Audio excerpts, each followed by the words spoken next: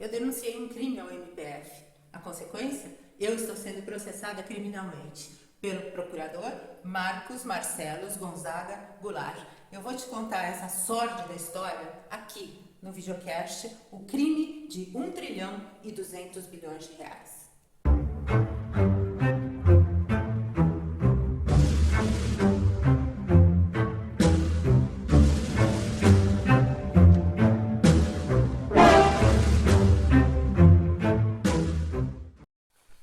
A minha primeira lembrança de fábrica, eu tinha um pouco mais de 2 anos. Eu estava no colo do meu pai e ele estava me mostrando as cintas transportadoras que corriam por toda a usina de açúcar da Fazenda Malha, do Matarazzo.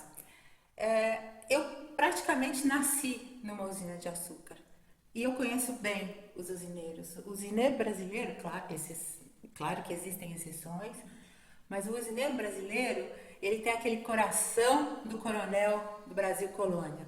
A única diferença que você tem daquela época para hoje é que aquele ternão branco de linho e aquelas botas foram substituídas por briones e ferragamos. Mas a essência está lá, o chicotinho na mão está lá. E a certeza de que eles podem fazer tudo é o que os move. Pior é que, até agora, isso tem sido verdade. Eles podem fazer tudo, tanto que eles criaram o RenovaBio. Deixa eu te contar um pouquinho como que surge o RenovaBio. Em 2004, uma usina de açúcar aplicou para um projeto na UNFCCC de mecanismo de desenvolvimento limpo. A linha de base adotada pela usina foi que no Brasil o usual é que as usinas deixem o bagaço de cana a céu aberto. Então, quando esse bagaço apodrece, ele vira metano, um mantra para você. Tudo que queima vira CO2, tudo que morre vira metano. Então, eles disseram que, ao invés de deixar esse bagaço ali apodrecendo, eles usariam para produzir energia elétrica para manutenção, para utilização dentro do processo produtivo.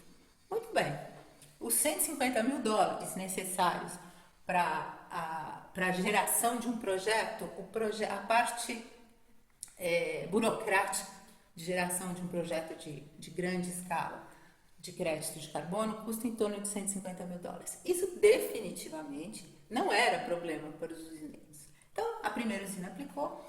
Quando o projeto foi registrado, e logo depois eles começaram a receber os créditos, todas as outras usinas aplicaram. Nós tínhamos, se não me engano, se não me falha a memória, nós chegamos a ter 268 usinas aplicando projetos de MDR. Esses projetos, eles são de 7 anos, renováveis por mais 7 e por mais 7, ou por 10 anos direto. Uma coisa meio complicadinha, mas é assim que funciona.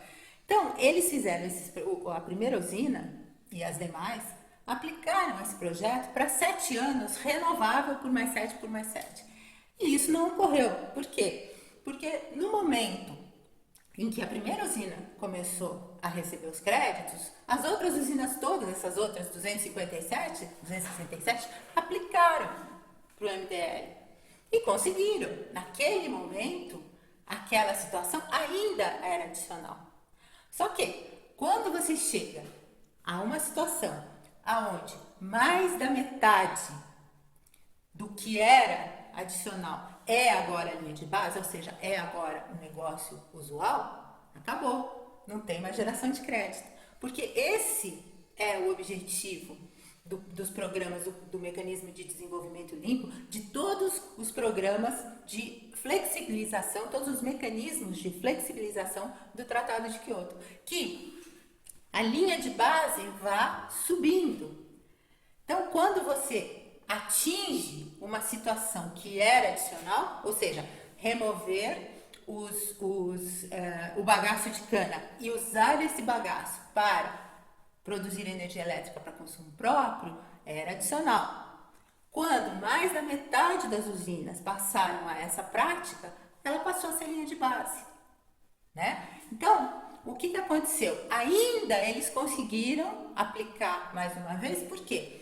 Porque eles disseram, olha, a linha de base é a utilização da energia gerada no próprio processo produtivo, agora é linha de base, mas eu vou queimar mais bagaço de cana e vou jogar o excedente no Sistema Integrado Nacional. Então, gerar energia elétrica com biomassa é adicional, dentro de determinados cenários. Existe essa possibilidade.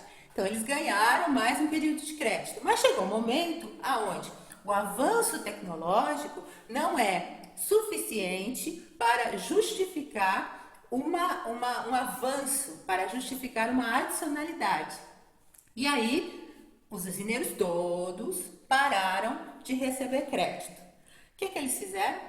Criaram um sistema, inventaram um crédito no Brasil com uma lei, a lei que regula o RenovaBio foi proposta por Evandro Bussi no seu único mandato como deputado federal. No momento em que ele saiu de Brasília, ele assumiu a diretoria da Única, a presidência da Única, que é a entidade mais forte, a associação mais forte dos usineiros. Além disso, todo mundo sabe que o príncipe dos usineiros é o maior doador de campanhas no Brasil há muito tempo. E é a bancada do setor sucroalcooleiro no Senado e na Câmara que permite, que sanciona um crime de estelionato, de reserva de mercado, de falsidade ideológica que está ocorrendo agora aqui no Brasil. Esse crime resulta em proventos ilícitos para o setor sucroalcooleiro de 1 trilhão e 200 bilhões. Esse crime é o RenovaBio. Nós vamos continuar a falar sobre ele no próximo capítulo.